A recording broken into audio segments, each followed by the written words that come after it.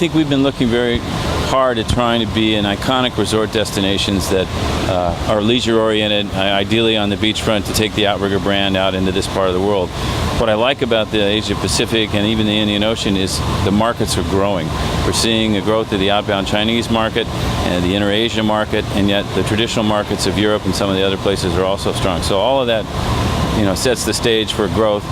And leisure is becoming a much more important reason to travel than it used to be for business. And we like to be in that space, and we've been in that space for the entire 67 years of our company. So we think it fits very well with what we do. We were talking before when you said that where you want to get properties, you said iconic beachside destinations. There's a lot of those in Australia, South Pacific, and Asia in particular. And what's on your wish list? Well, on our wish list, Maldives have been on our wish list. We've thought about places like the Seychelles.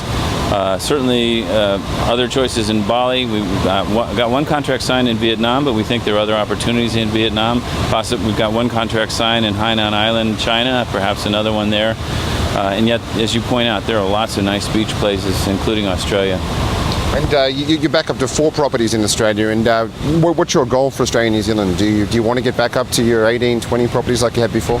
I think we've changed the brand thinking a little bit, that the Outrigger brand now is really going to be more of a 5-star beachfront or iconic kind of brand. We would consider putting an Outrigger in Sydney, Brisbane, or Melbourne if the opportunity was right, which would be a little more city-oriented than the beachfront ones, but certainly something in some of the islands up by the Great Barrier Reef, those kinds of places. The places that people aspire to travel to where we can put a beachfront resort would be ideal for an Outrigger. I mean, the company's very well known for its high quality of service and properties, and that's obviously driving now demand for city hotels. And we mentioned before a possible urban brand. And I mean, how much demand are you getting now? And and Darren and the guys and Michael, and they must be getting a lot of interest out of Asia to put hotels in Bangkok and Hong Kong and Singapore and places like that. Yeah, we've had a big debate in our company about should the Outrigger brand, which has been known for being Hawaii and beachfront, work in a city or not. And if we did it right, we think it might, but we're also working on another brand that maybe would work in some of the cities that would serve the market as you described.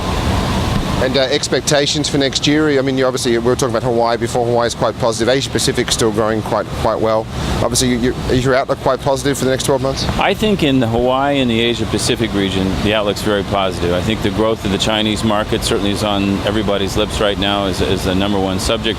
And if you just do the numbers of people, that's a good market. Having said that, as long as the economies around the world stay stable, and so far it seems that they are, that's good for the leisure business, and I think if we're in the right places, we'll do very well. And we're talking about the visa issue before with China. Obviously, the US government's putting measures in place to make it a lot easier. I mean, a lot of Chinese outbound travelers by 2020, they're talking 20 million. So Hawaii's got a good chance to get a good share of it. Is the US government doing enough in your mind? No, it's not. I mean, we believe that, that travel ought to be open and free. I mean, there's security issues always for every country, but if the U.S. government were to open travel or provide a visa waiver, we think that the opportunity for many, many places in the United States, particularly Hawaii, would be enormous. And there is one country filling up your hotels in Hawaii, which is Australia. Obviously, that market's not slowing down for you, is it? No, as long as the currency stays where it is, and we offer the right combination of things for the Australian customer. We've been doing business in Australia, from an outbound perspective for 50, 60 years, so we're optimistic that the business will continue. Sounds like the government is in a good place for business, and that's all good for outbound travel.